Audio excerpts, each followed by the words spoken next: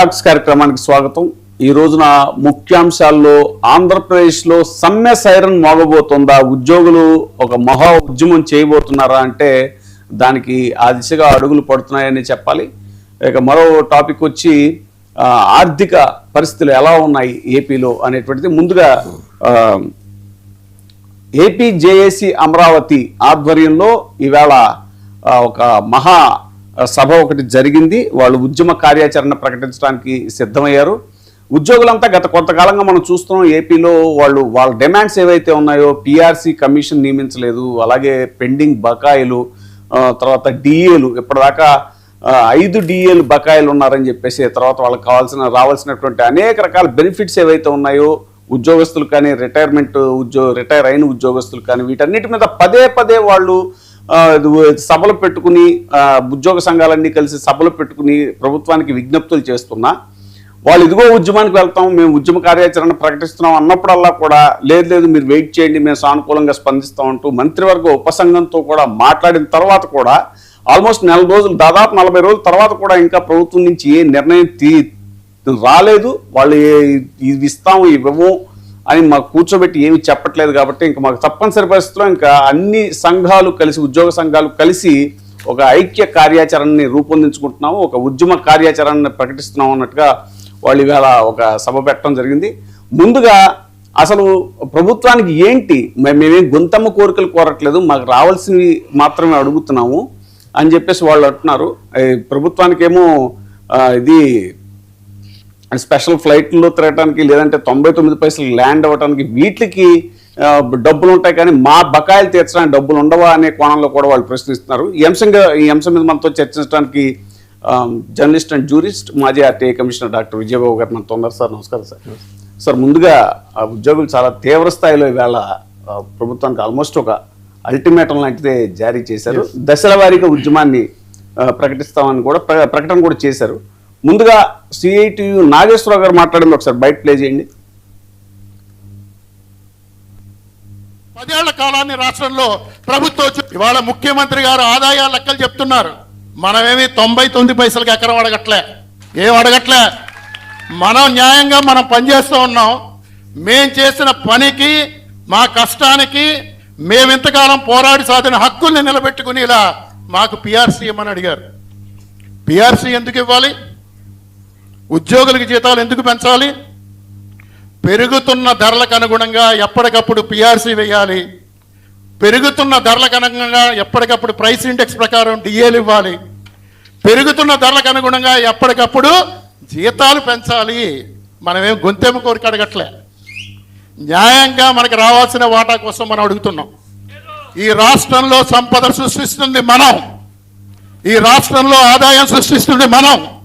మన ఆదాయంలో మన జీతాలే మనం అడుగుతున్నాం, వీళ్ళెవళ్ళు మాత్రం కాదు. ప్రభుత్వాల నిర్వాహకం వల్ల ఇప్పటికే మనం 2 పిఆర్సీలు కోల్పోయాం. రాష్ట్రం విభజించబడి మంచి లెక్కేసుకోండి. ఇవాళ రావాల్సింది ఈ పిఆర్సీ కాదు, ఇంకో 2 పిఆర్సీలు. అంటే 10 ఏళ్ల కాలాన్ని మీరు ఏదైతే చెప్పారో 13% కోల్పోయామని చెప్పి, కోల్పోయింది 13% కాదు, 13%తో పాటు 10 ఏళ్ల కాలాన్ని రాష్ట్రంలో ప్రభుత్వ ఉద్యోగులు కోల్పోయారు. ఇవాళ ముఖ్యమంత్రి గారు ఆదాయం. సో వాళ్ళు ఏమంటున్నారంటే, ఉద్యోగులు మేము అడిగేవి గొంతెమ్మ కోరికలు కాదు, గొంతెత్తి అడుగుతున్నాం మా కోరికల కోసం అని చెప్పని అడుగుతున్నారు. సో ఆ గొంతెత్తి అడిగేటువంటి పరిస్థితి దాకా ప్రభుత్వం ఎందుకు తీసుకొచ్చింది? తర్వాత ఇంకొకటి ఏంటంటే, అసలు ఈ ఉద్యోగుల యొక్క డిమాండ్స్ సామాన్య జనాలకు అంతగా అంతుపట్టదు. ఎన్ని ఏంటంటే వాళ్ళు మాట్లాడే పదాలన్నీ టెక్నికల్ టర్మ్స్, పిఆర్సీ అంటారు, ఐఆర్ అంటారు, డిఏలు అంటారు, జీపీఎఫ్లు అంటారు. అసలు ఈ జీపీఎఫ్లు ఏంటో, ఐఆర్లు ఏంటో, డిఏలు ఏంటో అని. కానీ అదే సమయంలో ఒకటి ఏంటంటే, ఎందుకో తెలియదు కానీ, అంటే ఒక ఆర్టీఐ కమిషనర్గా సుదీర్ఘకాలం పనిచేసినటువంటి అనుభవంతో, దగ్గరుండి పరిశీలించిన అనుభవంతో చెప్తున్నా, ఉద్యోగుల పట్ల సామాన్య బాహుళ్యంలో మాత్రం అంత పాజిటివ్ ఒపీనియన్ అయితే ఉండదు. కానీ నిజానికి మరొక పార్శ్వం నుంచి కనుక చూసినట్లయితే, ఉద్యోగుల్లో రెట్టేపిజం అనేది, ఉద్యోగుల్లో ఒక లెథర్జీ అనేది, ఉద్యోగుల్లో కొంత ఇతరత్ర వీళ్ళు ఉన్నటువంటి వాళ్ళు, పని అగ్గొట్టి పనిచేసే వాళ్ళు ఎలా ఉన్నారో, పూర్తిగా అంకిత భావంతో పనిచేసి అనారోగ్యాన్ని కూడా లెక్క చేయకుండా అదే దీనిగా పనిచేసేటువంటి వాళ్ళు పెద్ద సంఖ్యలో ఉన్నారు. కాకపోతే దురదృష్టం ఏంటంటే ఈ రాజకీయ నాయకుల యొక్క వ్యవహార శైలికి అడుగులకు మడుగులు ఎత్తేటువంటి వాళ్ళు, తర్వాత దాన్ని అడ్డం పెట్టుకొని పని అగ్గొట్టి తిరిగేటువంటి వాళ్ళు, రెడ్ టేపిజానికి పాల్పడేటువంటి వాళ్ళే ఎక్కువ అధిక సంఖ్యాకులు. దానివల్ల ఉద్యోగస్తుల్లో సామాన్య బాహుళ్యానికి ఏంటంటే ఒక పాజిటివ్ ఒపీనియన్ లేదు, వీళ్ళేదో చాలా కంఫర్టబుల్గా ఉంటారు అనుకో. కానీ నిజానికి ఒకసారి ముందు ఈ అంశాల జోలికి వెళ్లే ముందు హ్యుమానిటేరియన్ గ్రౌండ్స్లో ఒకసారి పరిశీలిద్దాం. ఆ ఆంధ్రప్రదేశ్ విభజన జరిగిన తర్వాత పాపం ఇక్కడ వాళ్ళ పిల్లల్ని చదివించుకోవడానికి హైదరాబాద్లో పెట్టి ఏదో కొంత అప్పు తెచ్చుకొని, లోన్లు తెచ్చుకొని, ఇళ్ళు కట్టి నెల నెల వచ్చేదంట కడుతూ ఉంటే ఒక్కసారిగా ఉన్నట్టుండి పెట్టాబేడా సర్దుకొని అక్కడికి వెళ్ళాల్సిన పరిస్థితి వచ్చింది. కానీ పాపం ఎవరు కూడా రెసిస్ట్ చేయలే. సరే కానీ ఆయన చెప్పిందని ఏమనదక్కు అనుకుంటా మొత్తం మీద మూటాముల్లే సర్దుకొని వెళ్ళారు.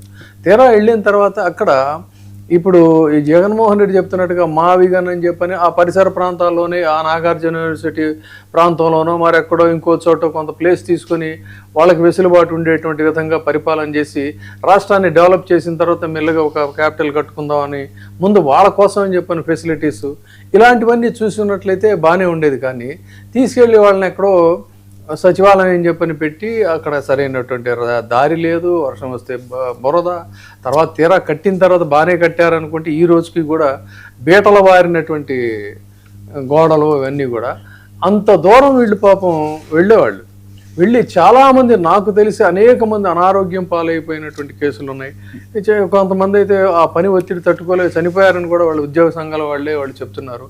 సో ఇట్లా ఉద్యోగ సంఘాల్లో వాళ్ళు ఏదో కంఫర్టబుల్ జాబ్, పర్మనెంట్ జాబ్ అని మనం అనుకుంటాం. కానీ వాళ్ళకు ఉండేటువంటి ఒత్తిడులు, వాళ్ళ సమస్యలు వాళ్ళకి చాలా ఉన్నాయి. అదేవిధంగా ఇప్పుడు ఈ రోజున వాళ్ళు చేస్తున్నటువంటి డిమాండ్స్ కూడా ఒక న్యాయబద్ధమైన డిమాండ్స్. అయితే ఇక్కడ గమ్మత్తు ఏంటంటే గత ప్రభుత్వంలో అంటే జగన్మోహన్ రెడ్డి ప్రభుత్వంలో కూడా వాళ్ళకి సముచితమైనటువంటి న్యాయం జరగలేదు.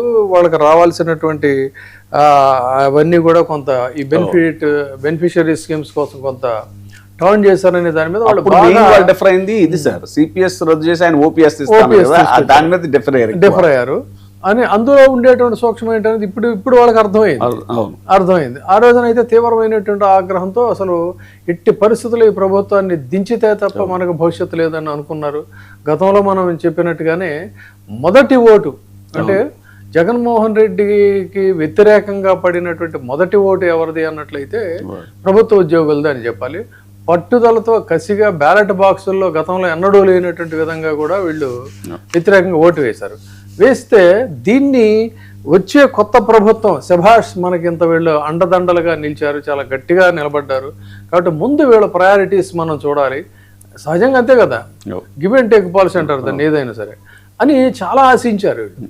ఈ కూటమి ప్రభుత్వం మీద ప్రభుత్వ ఉద్యోగులు చాలా హోప్స్ పెట్టుకొని ఈ డిమాండ్స్ కూడా డిలే అవుతా ఉంటే సరే ఏదో మనం ఇంత చేసాం కదా ఆయనకి మనం కొంతన్నా చేయకపోతాడని చాలా మర్యాదపూర్వకంగా మనం చూసాం. తెలంగాణలో లాల్ బహదూర్ స్టేడియంలో సువిశాలమైనటువంటి గ్రౌండ్స్లో మొత్తం యావత్తు ప్రభుత్వ ఉద్యోగులందరూ కూడా జోరున వర్షం వస్తుంటే కూడా ఆ వర్షంలో నిలబడి మరి వర్షంలో తడుస్తూ మేఘ గర్జనలకి ధీటుగా గర్జించారు వాళ్ళు.